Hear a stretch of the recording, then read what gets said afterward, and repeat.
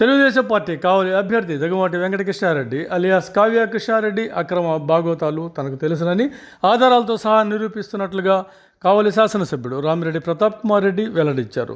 సోమవారం ఆయన నివాసంలో ఏర్పాటు చేసిన మీడియా సమావేశంలో కావ్య కృష్ణారెడ్డి గతంలో చేసిన అక్రమాలు అరాచకాలు గురించి ఆయన కొన్ని ఆధారాలతో సహా వెల్లడించారు. ఈ సందర్భంగా ఎమ్మెల్యే మాట్లాడుతూ తనపైన లేనిపోని విమర్శలు చేసి ప్రజలను మభ్యపెట్టి ఓట్లు దండుకోవాలని చూస్తున్న కావ్య కృష్ణారెడ్డి ఆటలు సాగవన్నారు. ఆయన చేసిన అక్రమాల చిట్టా తన వద్దనున్నదని, త్వరలో ఆయనపైన అధికారపరంగా ప్రభుత్వపరంగా చర్యలు తప్పవన్నారు. వాళ్ళ మిస్సెస్ పేరు మీద గిఫ్ట్ డీడ్ చేశాడు. దాన్ని ఎత్తగేసి మరి ఏపీఎస్ఎఫ్సి బ్యాంకు లోన్కి అప్లై చేశాడు, లోన్ తీసుకున్నాడు. మరి అదే సైట్స్ని సర్వే నెంబర్ మార్చి 902/2 పెట్టి డివి కృష్ణారెడ్డి, ఆయన పేరే కావ్య కృష్ణారెడ్డి అనే వ్యక్తి పేరు మీద మరీ రిజిస్ట్రేషన్ చేశాడు.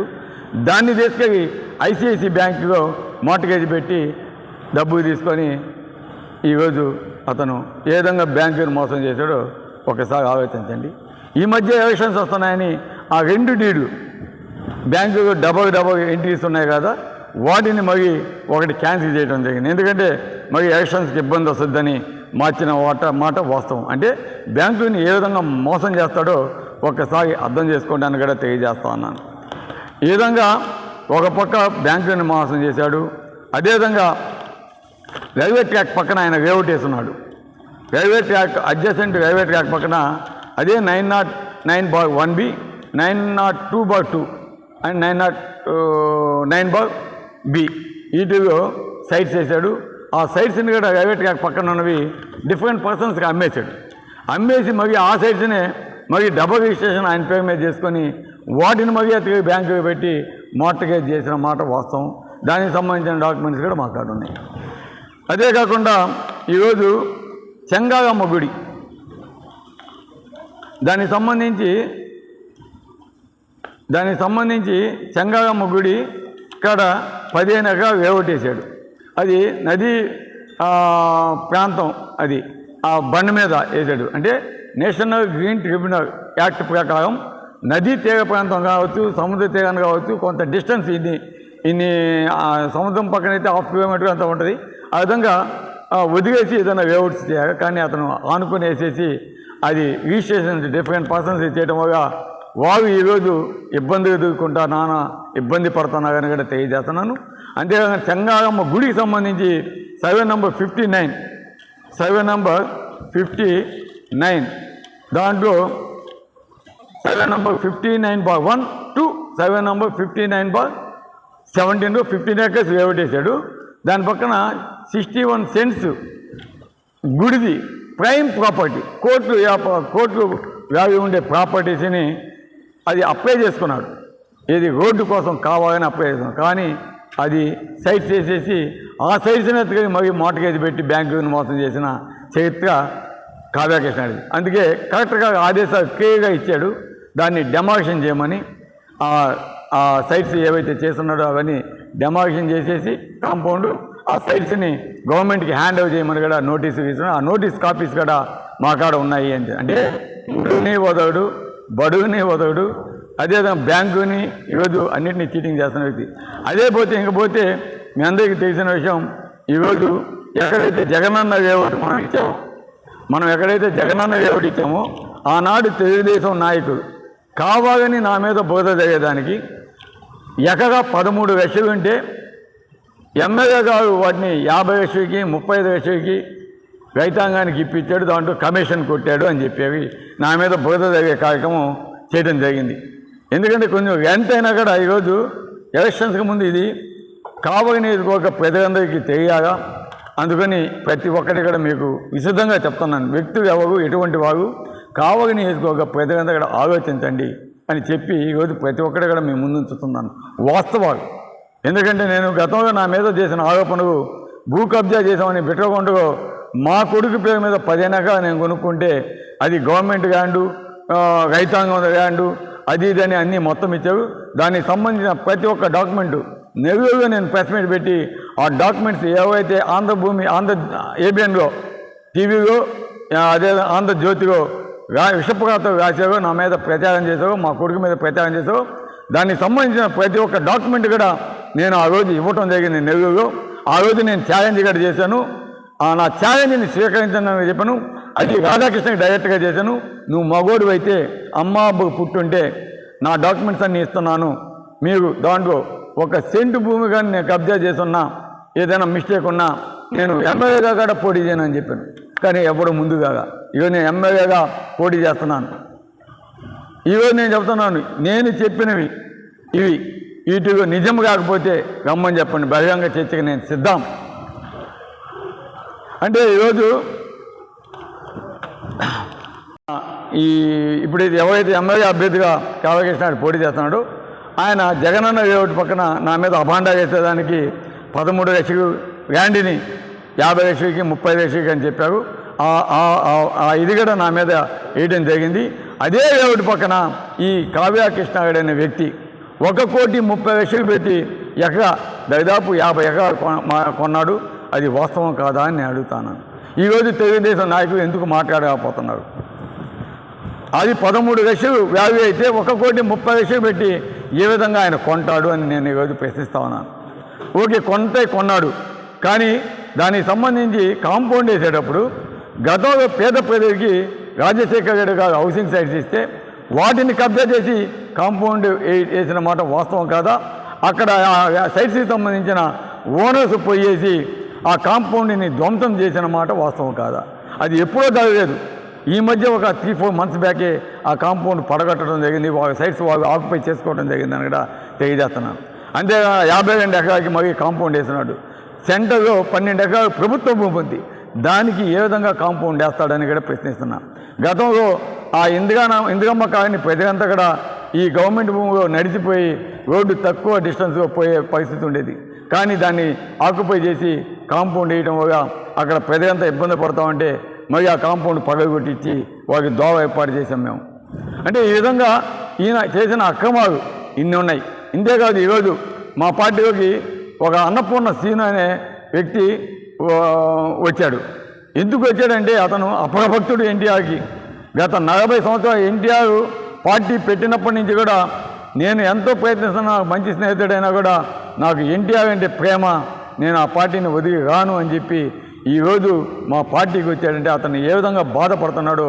దాదాపు అతనికి అతని మిత్రబృందానికి 10 కోట్ల రూపాయలు మోసం చేసిన మాట వాస్తవం. కావాలంటే అన్నపూర్ణ సీనుని అడగండి.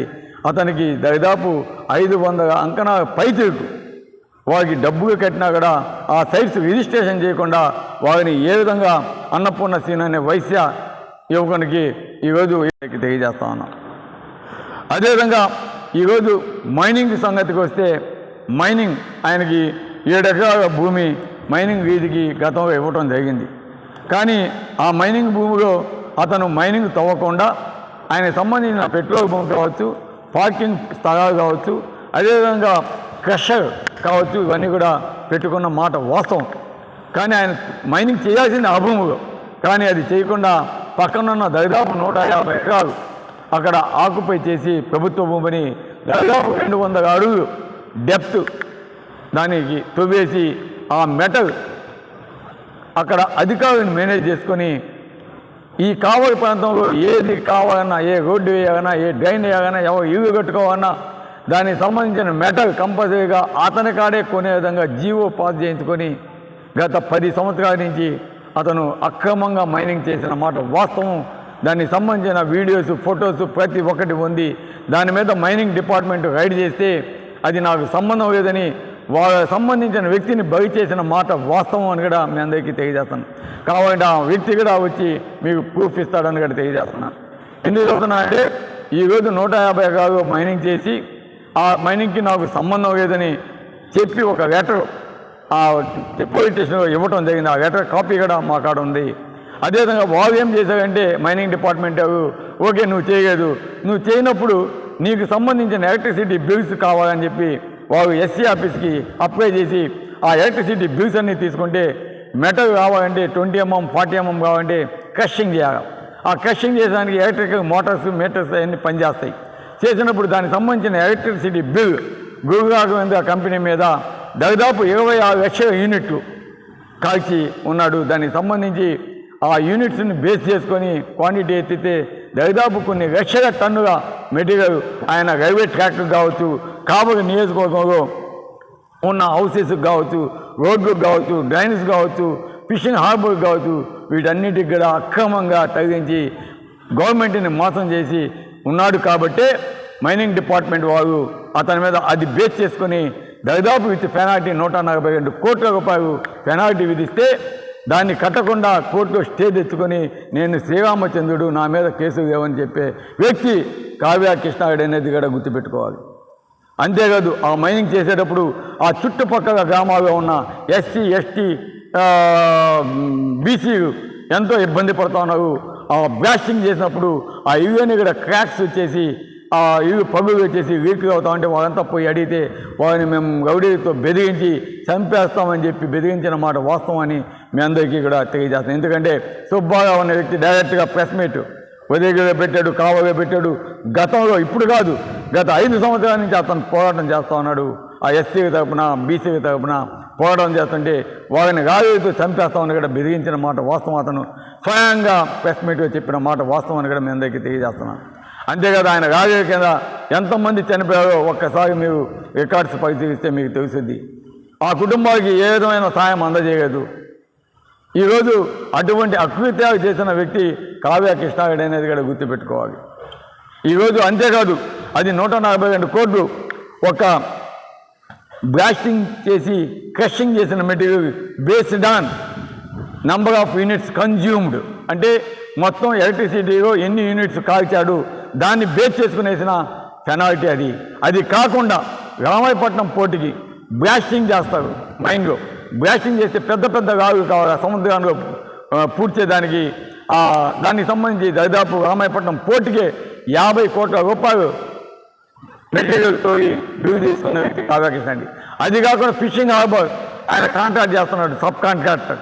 ఈరోజు ఆ ఫిషింగ్ హార్బర్కి దాదాపు 380 కోట్ల రూపాయలు కాంట్రాక్ట్ అయితే దాంట్లో 150 కోట్ల రూపాయలు ఒక బ్లాస్టింగ్ మెటీరియల్కే ఈరోజు బిల్ పే చేయడం జరిగింది. దానికి సంబంధించి ఆ 150 కోట్ల మెటీరియల్ కూడా అక్కడ తోయాడు. దానికి కరెంట్ ఏం అవసరం లేదు. అది కూడా ఆయన చేసిన ఈ ఎగ్గొట్టిన సీనగిరి పన్నులో అది కూడా ఉంది.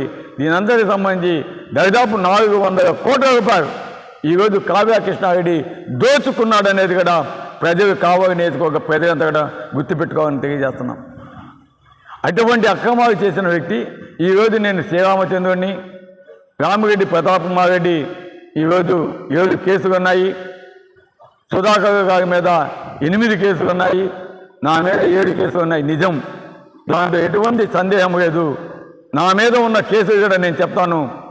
2019లో 2014లో తెలుగుదేశం అధికారంలోకి వచ్చిన తర్వాత 2 సంవత్సరాల తర్వాత ఎలక్షన్ టైంలో కావాలని రెక్కల కేసు ఒకటి పెట్టి దాన్ని 2 సంవత్సరాల తర్వాత నన్ను ముద్దాయిగా చేశారు.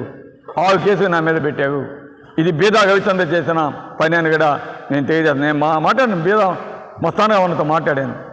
నవ్వుతా ఉన్నాడు, మా తమ్ముడు పెట్టిస్తే నేనేం చేసేదని. ఇంకొక కేసు ఎలక్షన్ ఎన్నికల ప్రచార సందర్భంగా మన రైల్వే రోడ్లో మన నారాయణ వార్డులో గీతా మందిరంలో పోయి టెంకాయ కొట్టేసి మేము దేవుని దర్శనం చేసుకొని బయటకు వస్తుంటే ఎవరో తెలుసో తెలియక కండవాయసుకొస్తే ఆ కేసుని కావాలని నా మీద పెట్టి ఈరోజు 7వ కేసుగా నన్ను పెట్టడం జరిగింది. అంటే ఈరోజు రెండు కూడా కావాలని వాంటెడ్ కేసు, అనవసరంగా నా మీద పెట్టిన కేసు. ఇది ప్రజలు గమనించాలి. అంతేగాని నేనేదో చెంగారమ్మ గుడి ఆక్యుపై చేసి అమ్ముకొని బ్యాంకులో కుదవ పెట్టలేదు.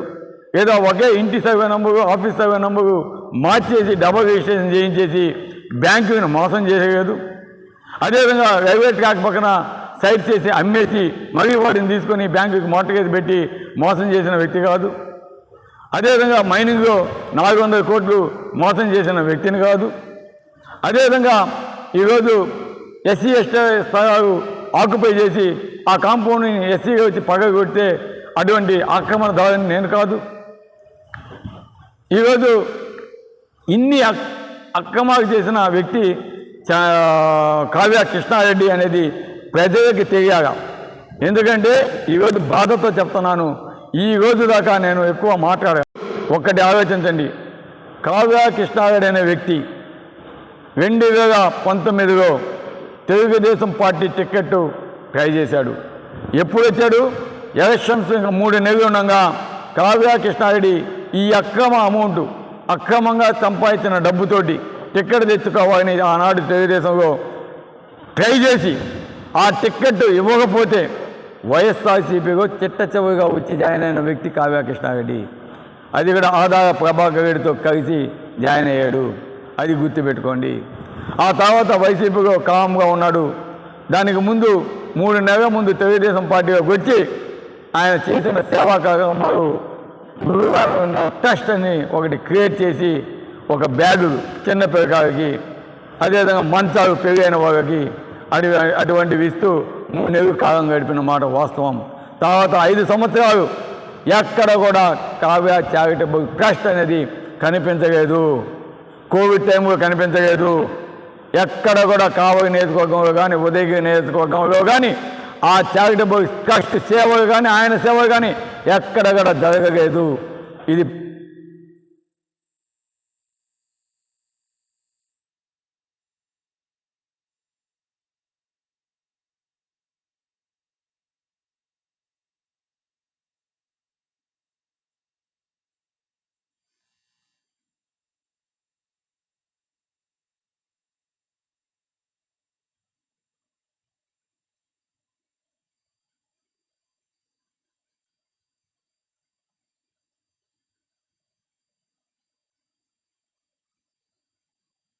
అక్కడ గుర్తుపెట్టుకోవాలని కూడా తెలియజేస్తున్నాను. ఈరోజు తెలుగుదేశంలో టిక్కెట్ తెచ్చుకొని ఈరోజు లేనిపోని నిందగా మా మీద వేస్తూ ఏ విధంగా నోటికి వచ్చినట్టు మాట్లాడుతున్నాడో మీ అందరికీ కూడా తెలుసు. మేము ప్రచారానికి పోతే మేము చేసిన అభివృద్ధి, మా నాయకుడు చేసిన సంక్షేమ పథకాలు, కోవిడ్ టైంలో మేము ఏ విధంగా పేద ప్రజల కోసం కష్టపడ్డాము, మాతో పాటు మా నాయకులు కావచ్చు, మా వాలంటీర్స్ కావచ్చు, మా సచివాలయ సిబ్బంది కావచ్చు, అందరూ కూడా ఏ విధంగా కష్టపడ్డారు. ఆనాడు టీచర్స్ కావచ్చు, ఇంకా ఎవరైనా కావచ్చు, అందరూ కూడా ఏ విధంగా కష్టపడ్డారు. కానీ ఎక్కడైనా సరే కావ్య కృష్ణారెడ్డి అనే వ్యక్తి కోవిడ్ టైంలో కావచ్చు, తెలుగుదేశం నాయకులు కావచ్చు, ఎవరైనా ఎక్కడైనా పార్టిసిపేట్ చేశారా అని ఈరోజు నేను అడుగుతా ఉన్నాను. నేను గర్వంగా చెప్తున్నాను, మా కావలి నియోజకవర్గంలో వైఎస్ఆర్ కాంగ్రెస్ పార్టీ నాయకులు మేము కలిసి కోవిడ్ సమయంలో మా వాలంటీర్స్తో కలిసి, సచివాలయ సిబ్బందితో కలిసి, మున్సిపాలిటీ అధికారులతో కలిసి, ఆర్డీఓ రెవెన్యూ డిపార్ట్మెంట్తో కలిసి, ముఖ్యంగా మా వైశ్య సామాజిక వర్గం అందరం కూడా కలిసికట్టుగా వారితో పాటు డాక్టర్స్, టీచర్స్ ప్రతి ఒక్కరు కూడా నాతో పాటు కలిసి సహాయ సహకారాలు పాల్గొన్నారు. అది గమనించుకోవాలి కావలి నియోజకవర్గ ప్రజలు. ఇది వాస్తవం. ఈ వాస్తవాలు తెలుసుకోవాల్సిన అవసరం కావలి నియోజకవర్గ ప్రజలకి ఉందని కూడా మీ అందరికీ తెలియజేస్తా ఉన్నాను. అదేవిధంగా